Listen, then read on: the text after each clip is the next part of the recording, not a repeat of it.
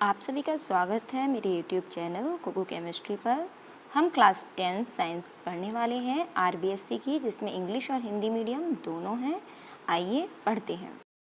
तो हम 10th class के साइंस में स्टार्ट करते हैं केमिस्ट्री वाले पोर्शन से। चैप्टर 7 परमाणु सिद्धांत, तत्वों का आवर्ती वर्गीकरण व गुणधर्म, atomic theory, periodic classification and properties of elements. अगर आपने इस चैनल को सब्सक्राइब नहीं किया, सब्सक्राइब कर लें ताकि आपको आगे के नोटिफिकेशंस इस चैप्टर से रिलेटेड आपको सभी मिल पाएँ। आइए स्टार्ट करते हैं कि हम आज इस वीडियो में क्या पढ़ने वाले हैं। तो आज इस वीडियो में हम पढ़ेंगे फर्स्ट परमाणु के बारे में विभिन्न दार्शनिकों के दिए गए मत। सेकंड डाल्टन का परमाणु सिद्धांत means Dalton's atomic theory. Third Thomson का परमाणु मॉडल, थॉमसन एटॉमिक मॉडल। स्टूडेंट्स, यहाँ से चैप्टर 7 में हम यहाँ से सबसे पहले क्या चीज़ देखेंगे कि परमाणु के बारे में, एटम के बारे में जो ग्रीक दार्शनिक थे और जो भारतीय दार्शनिक थे, मतलब इंडिया के और यूनान के जो दार्शनिक थे, उनके क्या मत रहे।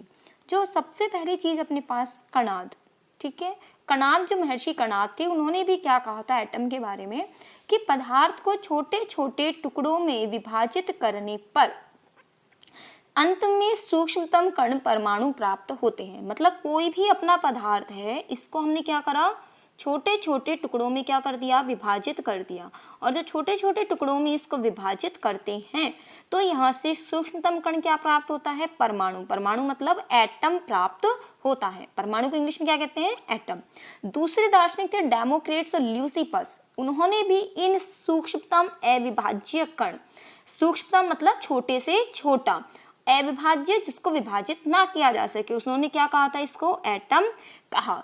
तो अब हम बाद की चीजें जानेंगे कि वास्तव में हर एक वैज्ञानिक ने क्या क्या अपने सिद्धांत दिए परमाणु के बारे में, एटम के बारे में देखेंगे। स्टूडेंट्स, यहाँ से हम देखिए सबसे पहला हेडिंग अपना क्या है, एटम।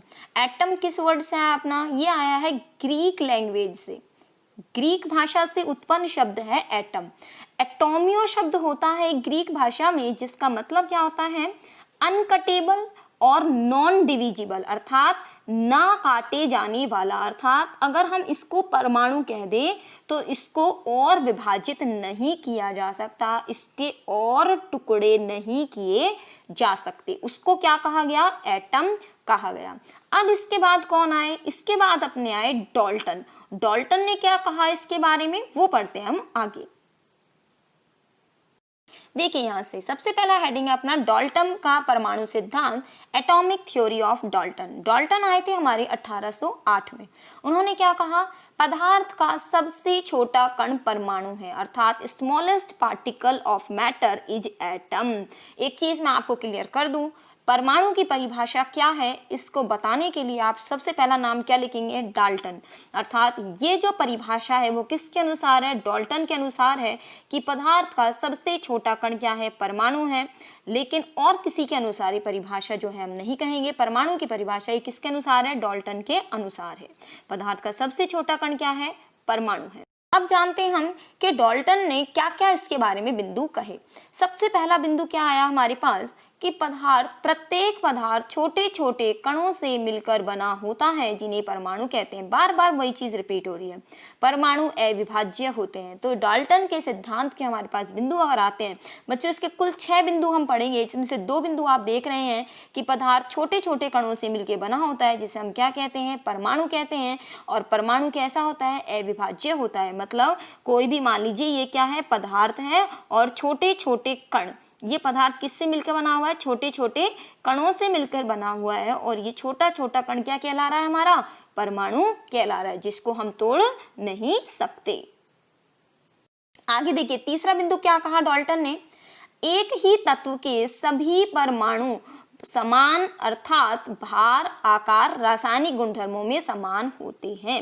मतलब कोई भी एक तत्व, जैसे मान लीजिए हमने वो एलिमेंट क्या माना, आयरन मान लिया, Fe मान लिया हमने, उसके अंदर सभी परमाणु, जैसे ये माना हमने क्या मान लिया, ये आयरन है हमारे पास, इसके अंदर सारे जो परमाणु होंगे वो किसके होंगे, आयरन के तो होंगे। क्या चांदी के परमाणु आ जाएंगे क्या इसके अंदर, नहीं आएंगे। तो हम यही कह रहे हैं कि कोई एक तत्व मान लीजिए आयरन है, तो इसके अंदर सारे परमाणु क्या होंगे, इनका भार भी समान होगा, इनका आकार भी समान होगा और इन सब के रासायनिक गुण भी क्या होंगे, समान होंगे।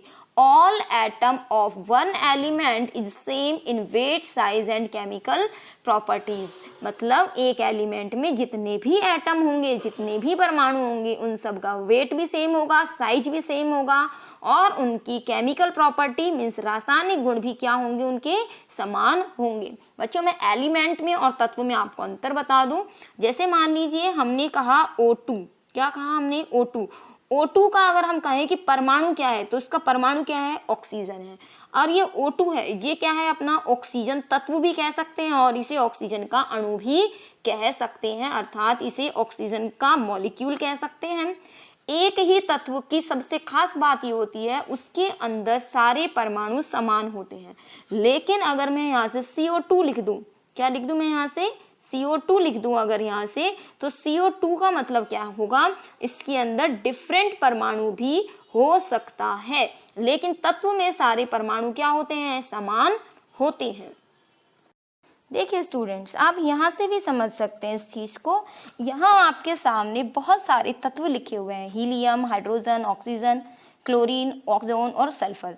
आप देख रहे हैं कि जो हीलियम है अपने पास, इस हीलियम में एक ही परमाणु है। तो तत्व में ये देखिए सल्फर जो होते हैं इसके अंदर कितने परमाणु हैं, 8 हैं। तो कोई सा भी तत्व आप उठा के देख लीजिए, इसके अंदर परमाणु की संख्या के परमाणु जो हैं वो एक जैसे होते हैं। तो मैं आपके यहाँ से क्लियर कर चुकी हूँ कि कोई भी तत्व है उसके सभी परमाणुओं के आकार समान होते हैं तथा उनके रासायनिक गुणधर्म भी समान होते हैं, केमिकल प्रॉपर्टी समान होती है, उनका साइज समान होता है और उनका वेट समान होता है। अब आगे देखते हैं कि डाल्टन ने नेक्स्ट पॉइंट क्या कहा। देखिए डाल्टन का नेक्स्ट पॉइंट था कि अगर वही परमाणु क्या हो, अलग अलग तत्वों के हों, विभिन्न तत्वों के। अभी तो हमने एक ही तत्व की बात की थी, अगर मान लीजिए बहुत सारे हमारे पास तत्व हों तो उनके परमाणु भार, आकार और रासायनिक गुण क्या होते हैं, अलग अलग।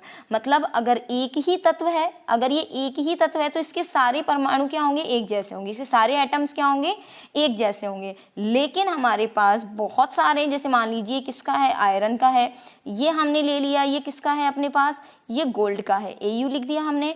मान लीजिए और ले लीजिए, ये किसका है, कॉपर का है। तो इसके अंदर जो अपने पास एटम्स होंगे, जो इसके अंदर एटम्स होंगे, इसके अंदर जो अणु परमाणु होंगे, उन सब के आकार और गुण क्या होंगे, अलग अलग होंगे। एक जैसे तत्वों के परमाणु एक जैसे होते हैं तथा अलग अलग तत्वों के परमाणु क्या होते हैं, अलग अलग होते हैं। जैसा कि आप इस चित्र के माध्यम से भी देख सकते हैं, atoms and different elements differ in size and mass. कहने का मतलब क्या है कि अलग अलग तत्वों के परमाणुओं के जो आकार और द्रव्यमान हैं वे अलग अलग है। हाइड्रोजन का छोटा दिखाया हुआ है, ऑक्सीजन का थोड़ा बड़ा दिखा रखा है, हमने यहाँ देखा यूरेनियम का और बड़ा दिखा रखा है, क्लोरीन। तो सबके जो हैं आकार क्या है, यहाँ से अलग अलग दिखाए हुए हैं कि यहाँ से जो परमाणु होते हैं, अगर अलग अलग तत्वों के परमाणु हैं तो उनका साइज जो है वो समान नहीं होगा। देखिए यहाँ से अब पांचवा बिंदु क्या कहता है डाल्टन का, अलग अलग तत्वों के परमाणु सदैव छोटी छोटी पूर्ण संख्याओं के सरल अनुपात में संयोग करके यौगिक बनाते हैं। इन्होंने क्या कहा कि अगर अलग अलग तत्व हैं, मान लीजिए एक तत्व कार्बन है और दूसरा तत्व क्या है, ऑक्सीजन है, अगर ये आपस में संयोग करते हैं, इट मीन्स ये आपस में अगर जुड़ते हैं तो ये परमाणु कैसे जुड़ते हैं, इनकी छोटी छोटी पूर्ण संख्याओं के सरल अनुपात में जुड़ते हैं। जैसे मान लीजिए कार्बन हमने ले लिया 1 और ऑक्सीजन का रेशो हमने ले लिया 1 और इन दोनों का 1:1 अगर हम जोड़ें तो क्या बन जाने वाला है, CO बन जाने वाला है। मान लीजिए हमने एक कार्बन लिया और ऑक्सीजन कितने लिए, हमने 2 ले लिए, 2 ऑक्सीजन हमने ले लिए तो हमारे पास क्या बन गया, CO2। रेशो क्या बन गया हमारे पास, 1:2 बन गया। इट मीन्स यहाँ से कार्बन जो चल रहा है वो 1 का रेशो चल रहा है, जबकि ऑक्सीजन कैसे चल रहा है, 2। ऐसा कभी नहीं होगा कि हम कह दें कि 1 और 1.5 का रेशो आ जाए, मतलब 1 और 1.5, तो ऐसा नहीं होगा। छोटी छोटी संख्याओं के सरल अनुपात में ही संयोग करके क्या बनाते हैं, यहाँ से यौगिक बनाते हैं। देखिए यहाँ से जैसा कि आप इसमें देख रहे हैं कार्बन मोनोऑक्साइड, क्या देख रहे हैं आप यहाँ से, कार्बन मोनोऑक्साइड। यहाँ से आप देख सकते हैं कि कार्बन और ऑक्सीजन दोनों का क्या लिया है, एक एक रेशो लिया है। ये ब्लैक वाला हमने कार्बन मान लिया और रेड वाला क्या मान लिया, ऑक्सीजन मान लिया। इसी तरह से अगर मान लीजिए CO2 कार्बन डाई ऑक्साइड, इसको क्या कहा हमने, CO2 2, तो यहाँ से ऑक्सीजन क्या ले लिया 2, तो यहाँ से ऑक्सीजन का जो अनुपात चल रहा है वो आप देखिए 1 का दुगना कितना हुआ 2, 1 का दुगना 2, तो 1 का अगर गुणा करें तो 1 के गुणा क्या होंगे 1 2 3 4 5, तो ऑक्सीजन इसी रेशो में आगे क्या कर रही है कंबाइन कर रही है। ऐसा नहीं है कि 1 तो कार्बन आ जाए और 1.5 ऑक्सीजन आ जाए, ऐसा नहीं होगा, ठीक है। तो इसी 1 के गुणक में यहाँ पर क्या हो रही है ऑक्सीजन जुड़ रही है। इस तरह से इसका मतलब समास जो अपने पास संख्या है उसी के पूर्ण संख्या के अनुपात में आएगा, भिन्न में कभी भी नहीं आएगा। देखिए 5वां बिंदु क्या कहता है, रासायनिक अभिक्रिया में परमाणु केवल पुनर्व्यवस्थित होते हैं, इन्हें रासायनिक अभिक्रिया के द्वारा ना तो बनाया जा सकता है ना नष्ट किया जा सकता है। एटम्स आर नाइदर क्रिएटेड और destroyed during chemical reaction. Means क्या है, कोई भी रिएक्शन आपकी हो रही है, जैसे मान लीजिए एक रिएक्शन हमने ली यहाँ से H2 प्लस O2 और इससे क्या बना हमारा H2O। इस रिएक्शन को अगर हम बैलेंस नहीं करते हैं, ठीक है, इसको हम संतुलित नहीं करें, तो हम यहाँ देख रहे हैं कि रिएक्टेंट में कितने हाइड्रोजन परमाणु हैं 2, 2 एटम है, यहाँ भी कितने हैं 2, लेकिन ऑक्सीजन यहाँ कितना है 2 और यहाँ ऑक्सीजन कितना है 1 है, ठीक है। इसका मतलब इससे ये पता चला, हमें इस तरह से देखने पे लग रहा है कि इस पूरी केमिकल रिएक्शन के दौरान शुरू में यहाँ पर कितने ऑक्सीजन थे 2 और रिएक्शन खत्म होने के बाद 1 ऑक्सीजन एटम यहाँ से क्या हो गया खत्म हो गया, जबकि ऐसा नहीं होता।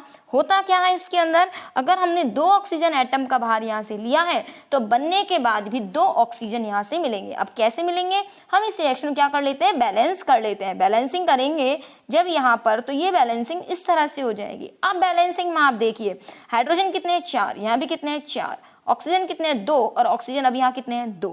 इससे हमें ये भी पता चलता है कि बैलेंसिंग इसीलिए की जाती है कि जितना मास हमने शुरू में लिया है उतना ही मास हमको प्रोडक्ट में भी मिलेगा, उतना ही द्रव्यमान प्रोडक्ट में भी मिलेगा। एक चीज और देख लेते हैं, देखिए जैसे हमने यहाँ से क्या कह दिया, यहाँ से कि हमने लिखा H2 प्लस O2 और यहाँ से क्या बन गया हमारा H2O।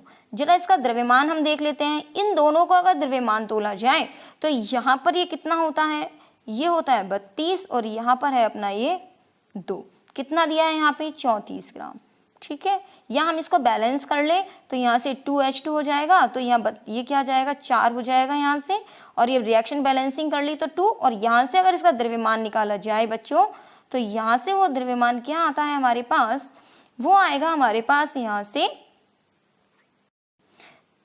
तो द्रव्यमान देखेंगे अपने पास एक बार फिर से देख लेते हैं बच्चों, ये H2 प्लस O2 और ये हो गया अपना यहाँ से 2H2O, और यहाँ से हम कर सकते हैं यहाँ से, तो यहाँ इसका द्रव्यमान यहाँ से होता है 36 ग्राम और यहाँ से इसका भी कितना होगा 36 ग्राम, अर्थात रिएक्शन से पहले भी यहाँ 36 ग्राम था और रिएक्शन के बाद भी कितना है 36 ग्राम है, 36 ग्राम है, यहाँ से इसको हमने चेंज नहीं किया है। इट मीन्स अभी यहाँ पे हमारे पास कंफर्म हो गया कि रिएक्शन से पहले हो चाहे रिएक्शन के बाद द्रव्यमान नष्ट नहीं किया जा सकता। देखिए यहाँ से इसको एक और माध्यम से हम एक और एग्जाम्पल से यहाँ से समझ, देखिए यहाँ से बच्चों ये आपके सामने एक छोटी सी चित्र आपको दिखाई दे रहा है। इस चित्र में क्या लिखा हुआ है देखो मैं बताती हूँ आपको।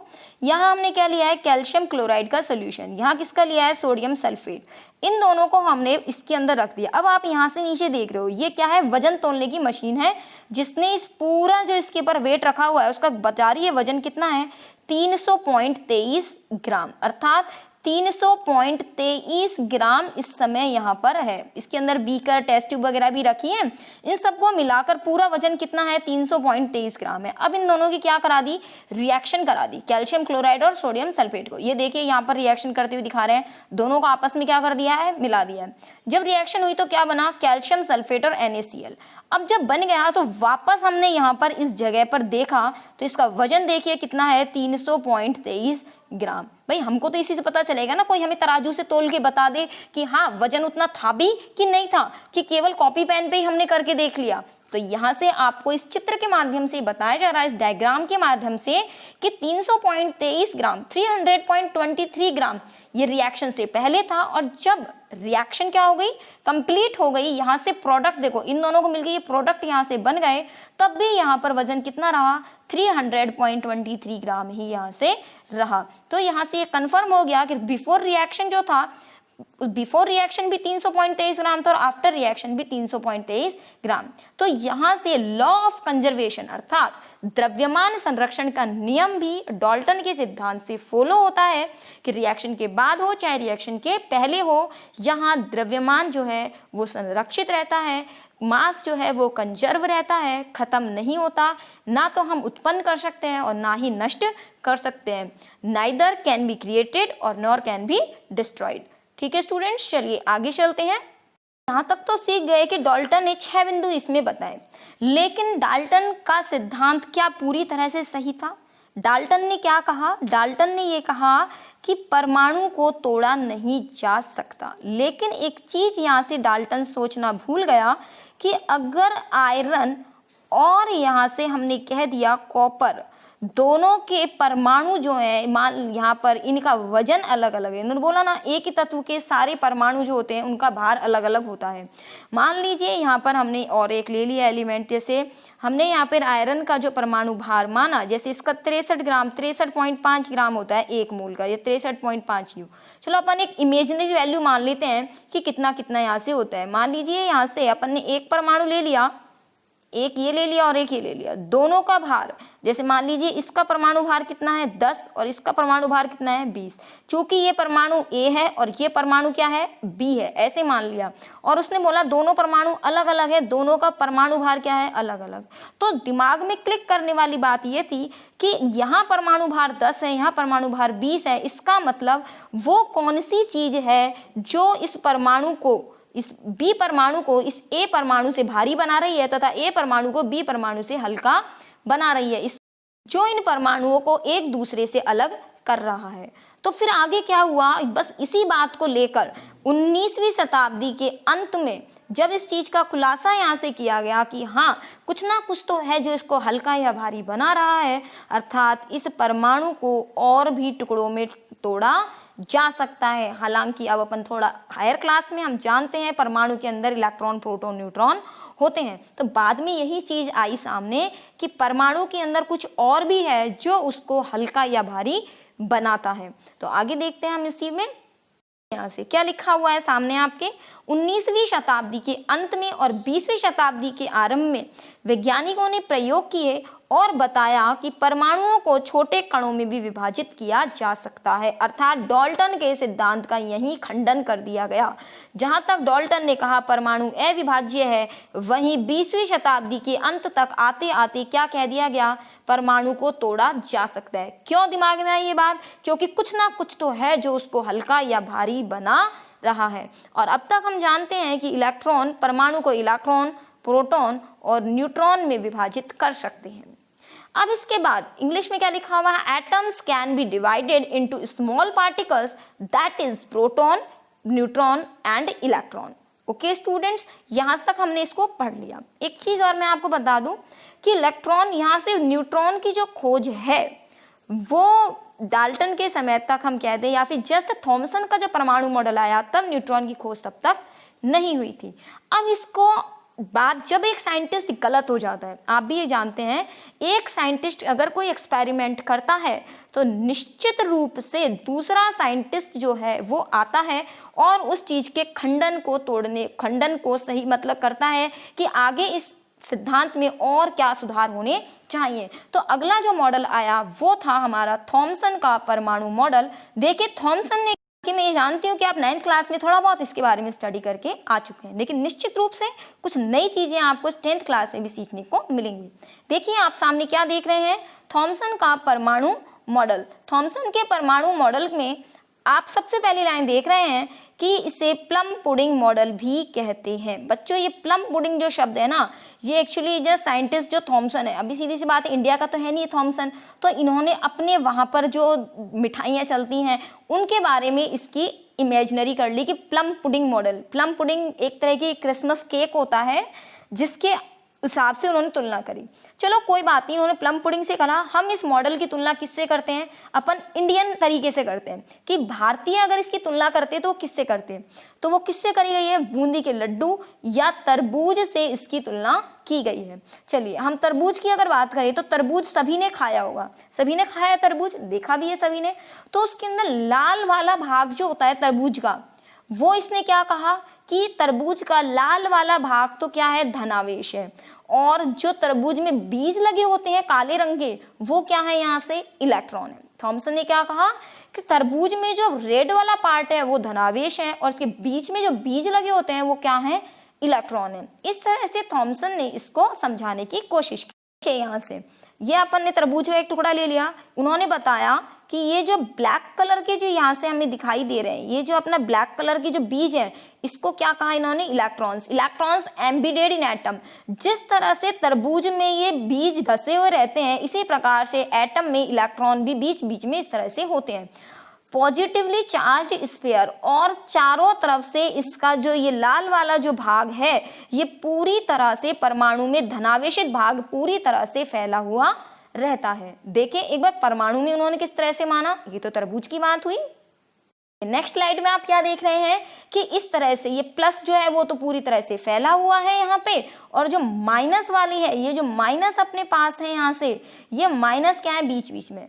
तो पूरी तरह से प्लस और माइनस पूरी तरह से क्या हुआ है, फैला हुआ है। तो फैला हुआ भाग इसके अंदर इसने बता दिया। अब जब एक साइंटिस्ट और ने इस तरह से बताया तो क्या सभी साइंटिस्ट इसको सही मान लेंगे, कभी नहीं मानते बच्चों। साइंटिस्ट की सबसे बड़ी चीज होती है, वो कोई भी सिद्धांत देते हैं ना तो उसके पीछे पीछे दूसरा साइंटिस्ट आता है और वो उस चीज में से कोई चीज ऐसी हो जो छुपी हुई हो उसका खंडन जरूर करते हैं। तो यही थॉमसन के साथ हुआ। आगे एक और साइंटिस्ट आए, उन्होंने भी क्या करा, इसके खंडन करने की कोशिश की, और उनका नाम क्या था, रदरफोर्ड। रदरफोर्ड का नाम आप 9th क्लास में भी सुन के आए हैं कि रदरफोर्ड ने भी एक मॉडल दिया था। लेकिन थॉमसन ने जो अपना ये मॉडल दिया, अगर प्रायोगिक रूप से इसकी पुष्टि की जाए कि प्रयोगों पर इसको सही निकाला जाए कि क्या प्रयोगों पर भी थॉमसन का मॉडल सही उतरता है, तो प्रयोगों पर थॉमसन का मॉडल सही नहीं उतर पाया और थॉमसन के मॉडल में क्या रह गई, कमियां रह गई। देखें कि थॉमसन के मॉडल का निष्कर्ष क्या निकल के आया। यहाँ से थॉमसन के मॉडल का निष्कर्ष क्या निकला कि परमाणु में धनावेश तथा ऋणावेश की मात्रा समान होती है। It means negative and positive charge are equal in amount. कि धनावेश जितना पॉजिटिव चार्ज होता है परमाणु में उतना ही क्या होता है, नेगेटिव चार्ज होता है। अगर पॉजिटिव और नेगेटिव, अगर हम कहें कि प्लस और माइनस आवेश क्या होगा, बराबर मात्रा में होगा किसी परमाणु में, तो इसका मतलब परमाणु क्या होगा, उदासीन प्रकृति का होगा। ना तो वह परमाणु नेगेटिवली चार्ज्ड होगा, ना ही वो पॉजिटिवली चार्ज्ड होगा। अर्थात परमाणु विद्युत रूप से क्या होगा, उदासीन होगा। कमी क्या रह गई, ये रदरफोर्ड मॉडल की व्याख्या नहीं कर पाया। अब रदरफोर्ड मॉडल क्या था, इसको हम नेक्स्ट वीडियो में पढ़ेंगे कि रदरफोर्ड के मॉडल में ऐसी क्या चीज थी जिसकी व्याख्या थॉमसन नहीं कर पाए। रदरफोर्ड के मॉडल की व्याख्या क्यों नहीं हो सकी, क्योंकि रदरफोर्ड का मॉडल प्रयोगों पर आधारित था। इन्होंने केवल क्या कहा था, एक थ्योरेटिकल बात कही थी, एक सामान्य सी बात इन्होंने कह दी थी। उस सामान्य सी बात का प्रयोगों द्वारा पुष्टिकरण नहीं हो पाया थॉमसन की बातों का।